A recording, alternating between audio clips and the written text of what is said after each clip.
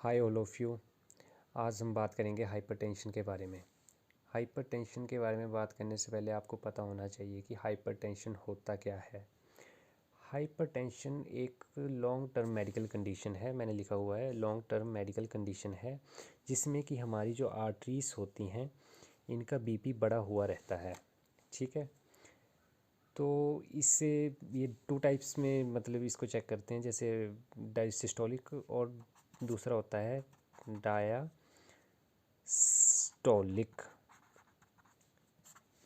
ठीक है, तो जो नॉर्मल हमारा ब्लड प्रेशर होता है वो नॉर्मल हमारा जो ब्लड प्रेशर वो होता है 120/80। तो नॉर्मल जो रहता है वो आ गया हमारा 120/80। ठीक है, तो सिस्टोलिक अगर हमारा आता है अगर 140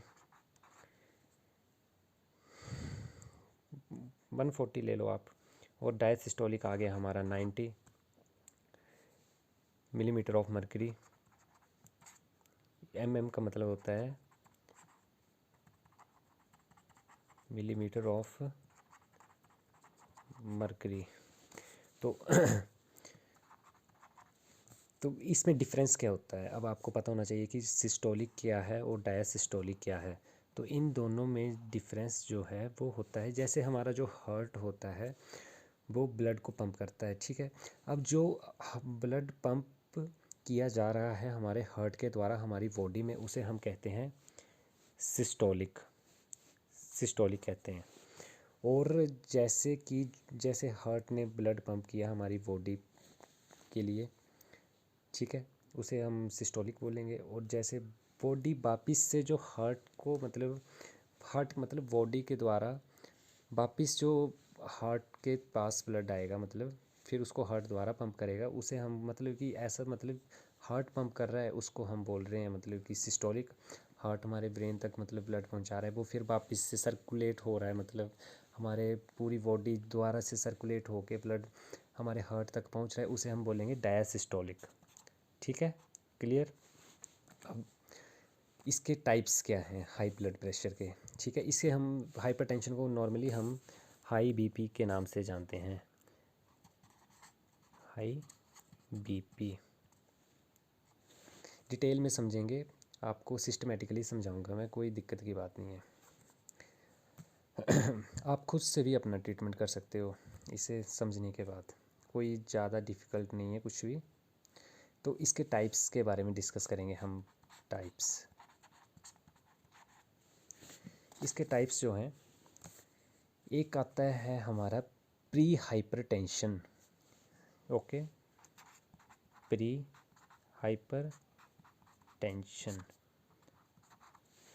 अब इसमें क्या होता है कि जो हमारा सिस्टोलिक ब्लड प्रेशर है वो रहता है हमारा 120 से 139 के बीच, या 139 रख लो, मतलब 120 प्लस रख लो आप, मिलीमीटर ऑफ मर्करी। ठीक है, और जिसमें जो हमारा डायसिस्टोलिक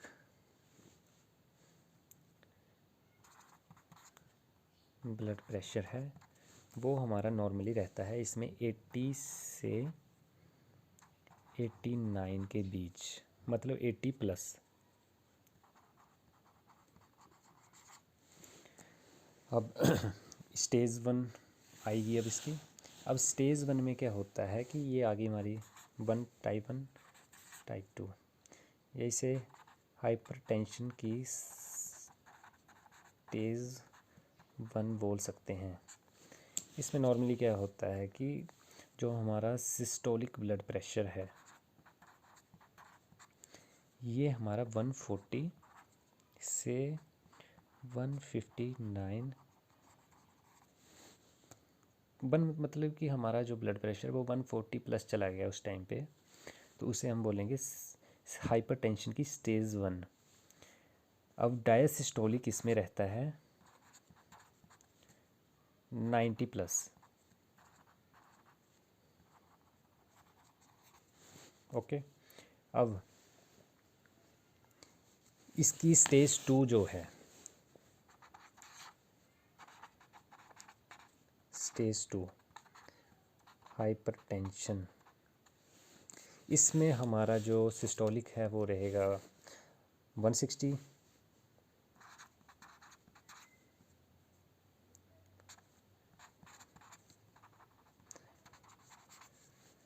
और हमारा डायसिस्टोलिक ब्लड प्रेशर रहेगा इसमें 100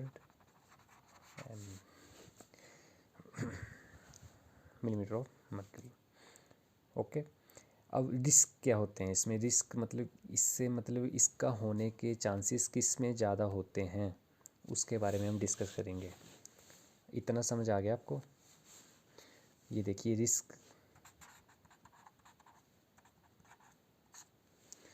अब आपको पता है कि जो मतलब 50+ जो एज हो जाती है जिनकी, उनको सेकंड वन इज़ जो अल्कोहल ज़्यादा यूज़ करते हैं प्लस स्मोकिंग।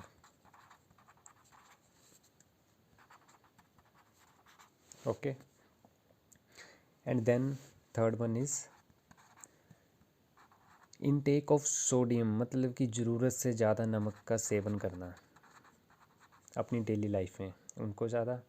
और हाँ, फोर्थ वन ये ले सकते हैं हम कि फीमेल्स से ज़्यादा, मतलब कि जेंडर की बात करें तो मेल्स में होने के चांसेस काफ़ी ज़्यादा रहते हैं, मतलब तो इसमें मेल्स के चांसेस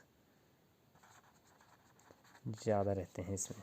ठीक है, तो फिफ्थ वन इसमें लेंगे हम, अगर किसी की मतलब फैमिली हिस्ट्री, मतलब फैमिली में मतलब ऐसा है किसी को माता पिता या किसी को है पेरेंट्स को, तो मतलब वो फैमिली हिस्ट्री आगे मतलब रिपीट होने के चांसेस रहते हैं, तो इसमें फैमिली ले लेंगे हम, family history. And sixth one is, जैसे कुछ लोग जो मतलब अपनी डेली लाइफ में उनका जो वर्क होता है वो ज़्यादातर ऐसा बोल सकते हैं उसको कि उसमें एक्सरसाइज नहीं होती है, उनकी बैठने का काम ज़्यादा होता है, एक्सरसाइज नहीं हो रही है उनकी डेली लाइफ में, तो उसके ये एक कारण हो सकता है, no exercise. And last one लेंगे हम stress, most common cause stress. Stress का काफ़ी रोल रहता है हमारे बीपी के इसमें, तो मतलब कि जो स्ट्रेस है हमें उसे मैनेज करके रखना चाहिए, क्योंकि जो स्ट्रेस होता है वो काफ़ी कॉमन काउज पाया गया है इसमें। ठीक है, अब इसकी बात करेंगे हम पैथोफिजियोलॉजी, मतलब इसकी पैथोफिजियोलॉजी को समझेंगे हम। मैं आपको ज़्यादा डिटेल में नहीं, आपको मतलब बेसिक समझाऊंगा मैं, आप खुद भी अपना ट्रीटमेंट कर सकते हो। हाँ जी, कोई इसमें दिक्कत की बात नहीं है। पैथोफिजियोलॉजी,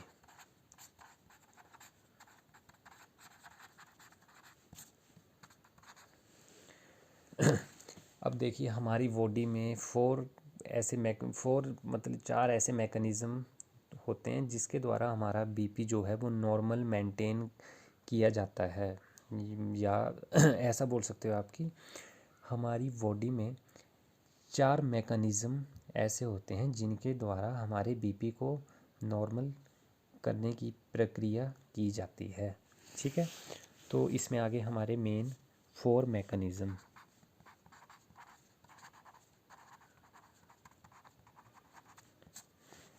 अब 4 मैकेनिज़्म कौन कौन से होंगे? नंबर 1, रेनल सिस्टम, जिसे हम बोलते हैं किडनी।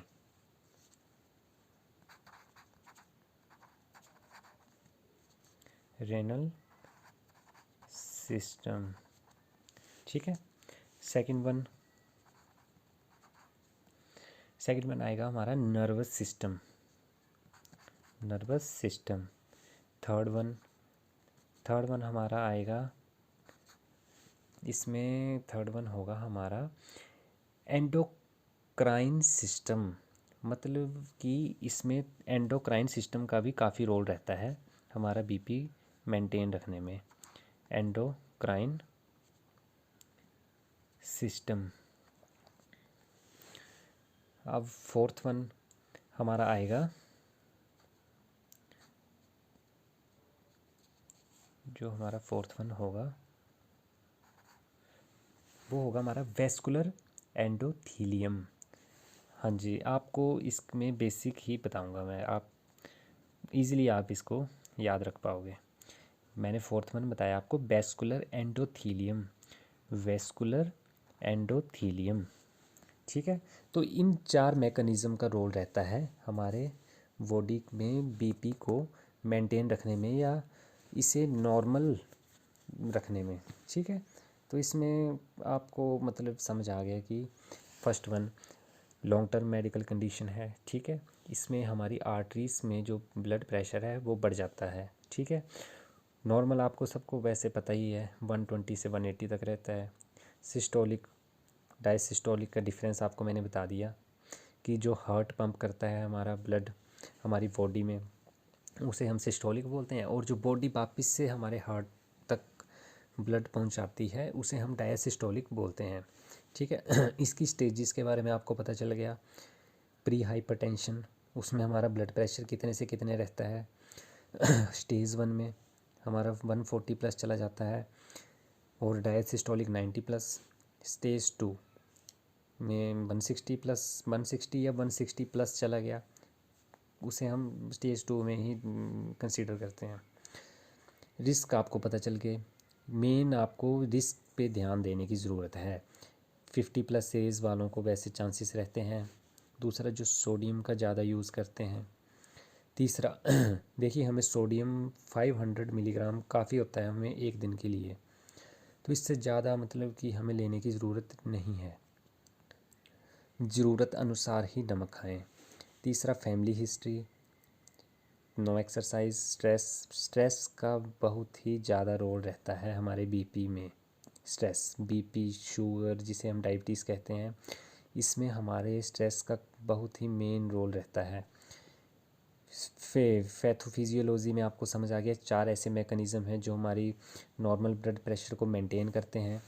उसमें रेनल सिस्टम आ गया, नर्वस सिस्टम आ गया, इसमें आ गया हमारा एंडोक्राइन सिस्टम, फिर इसमें आ गया हमारा वेस्कुलर एंडोथीलियम। ओके, तो इसमें मतलब नॉर्मल सी बेसिक सी चीज़ें हैं, हम डिस्कस करेंगे इसके बारे में। तो इससे आपको समझ आ गया। अब आप देखेंगे कि इसके क्लिनिकल फीचर्स क्या होते हैं। क्लिनिकल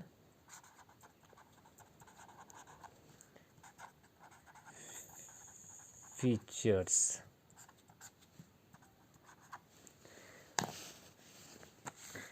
क्लिनिकल फीचर्स, अब आप सोचेंगे कि क्लिनिकल फीचर्स के बारे में देखिए, काफ़ी ज़्यादातर लोगों में, ज़्यादातर नहीं बोल सकते हैं, मतलब कुछ लोगों में इसके हाई बीपी के कोई सिम्टम्स ही नहीं हो, मतलब सिम्टम्स ही नहीं आएंगे उनको।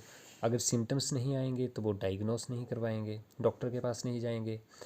तो ऐसे में क्या होता है कि साइलेंट किलर का नाम दिया गया है इसे। इस मतलब कि साइलेंट अटैक जिसे हम आप सुनते होंगे अपनी डेली लाइफ में कि साइलेंट अटैक ऐसा हुआ वैसा हुआ, वो किस कारण हुआ।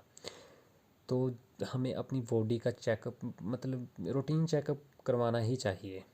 मैं यही सुजेस्ट करूँगा कि रूटीन चेकअप करवाइए, ताकि आपको पता चल जाए आपकी बॉडी कैसी है, आपका ब्लड प्रेशर क्या है, डायबिटीज़ है या नहीं है। ठीक है, तो इसे क्लिनिकल फीचर्स में हम यही कहेंगे कि मतलब कि sometimes high blood pressure does not cause any symptoms, मतलब no symptoms, no symptoms and so ऐसा बोलेंगे, it is so that it is known as silent killer disease. Silent killer disease कह सकते हैं हम इसे, साइलेंट किलर डिजीज़। जैसे अब आपको मैं डायग्राम के ज़रिए समझाता हूँ।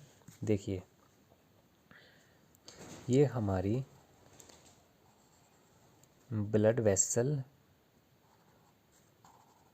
वॉल्स हैं।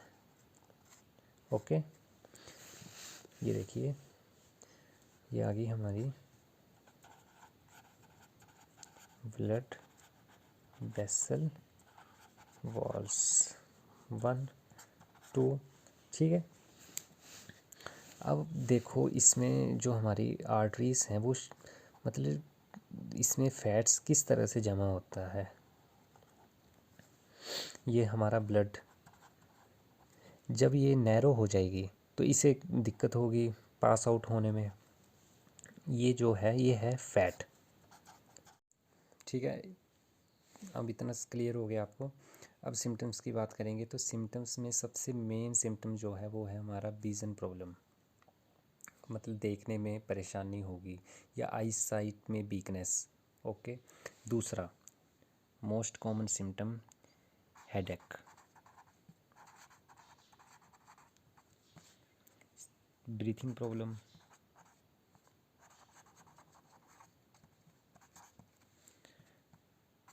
चेस्ट पेन,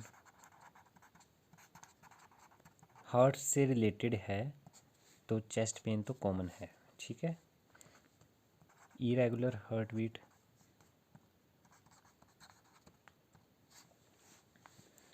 और कभी कभार पेशाब में खून भी आ सकता है, blood in urine.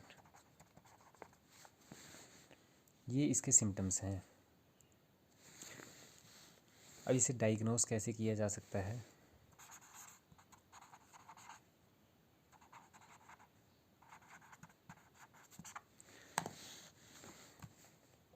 Physical examination सबसे पहले, फिज़िकल एग्ज़ामिनेशन, उसके बाद मेडिकल हिस्ट्री, जो मैंने पहले भी डिस्कस किया कि किसी की फैमिली हिस्ट्री में या कुछ चला आ रहा है या किसी को है तो उस वजह से भी हो सकता है, फैमिली हिस्ट्री। फिर उसके बाद हम ब्लड टेस्ट ले सकते हैं इसका CBC, इसे हम कंप्लीट ब्लड काउंट कहते हैं। उसके बाद आ गया हमारा चेस्ट एक्सरे एंड ECG भी ले सकते हैं। अगर हमें दिक्कत लगी तो ECG भी करवा सकते हैं। इन सब के ज़रिए हम डायग्नोस करेंगे। अब इतना डायग्नोस तक आप समझ गए, क्लियर हो गया सब कुछ। तो अब ट्रीटमेंट क्या है, इसका ट्रीटमेंट के बारे में बात करेंगे हम। चलिए,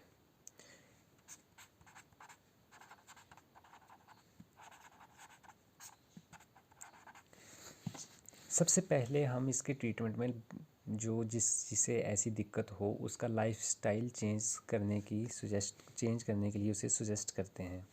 तो सबसे पहले आएगा लाइफस्टाइल चेंज, जैसे कि उसका वेट अगर उसका वेट बढ़ा हुआ है तो उसे वेट कंट्रोल में करने की हम सजेस्ट करेंगे। And second one is alcohol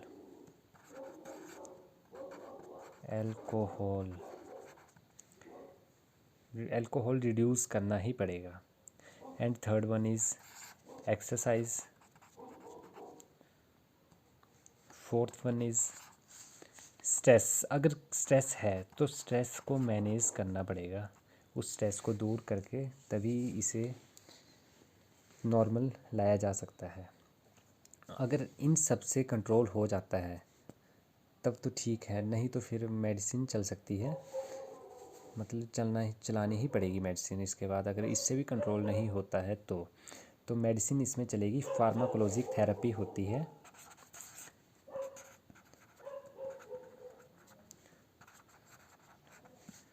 pharmacology therapy इसमें एक आ जाती है हमारी ड्यूरेटिक्स, उसके बाद आती हैं हमारी बेटा ब्लॉकर्स, उसके बाद आती हैं हमारी बेसो डाइलेटर्स एंड उसके बाद आ गई हमारी एस इनहिबिटर्स। फिफ्थ वन हमारी कैल्शियम चैनल ब्लॉकर्स। अब ये डिपेंड करता है कि मतलब जिससे भी ऐसी कंडीशन है किस कारण कॉज क्या है उसका, उस तरीके से उसका ट्रीटमेंट प्लान सेट किया जा सकता है। और अगर हमारी डेली लाइफ में हम देखें तो जो हमारा खान पान है, जो हम यूज़ करते हैं खाना, उसमें हम हाई ब्लड प्रेशर से बचने के लिए हम अपना सोडियम जो है वो लिमिट में लें, अपना एक्सरसाइज करें, टाइम से वॉक करें, मॉर्निंग एक्सरसाइज। और हाँ, अगर किसी को ऐसी परेशानी है तो आप मेरे से कांटेक्ट कर सकते हैं। आप कमेंट बॉक्स में अपनी परेशानी बता दीजिए, मैं फ्री ऑफ कॉस्ट ट्रीटमेंट दूंगा आपको। 1 रुपया तक आपको चार्ज नहीं करना पड़ेगा। आपको जस्ट मैं टेस्ट बताऊंगा, आपने वो टेस्ट लेने हैं और मेरे को जस्ट व्हाट्सएप करना है और मैं आपको ट्रीटमेंट बता दूंगा। ठीक है, ओके जी।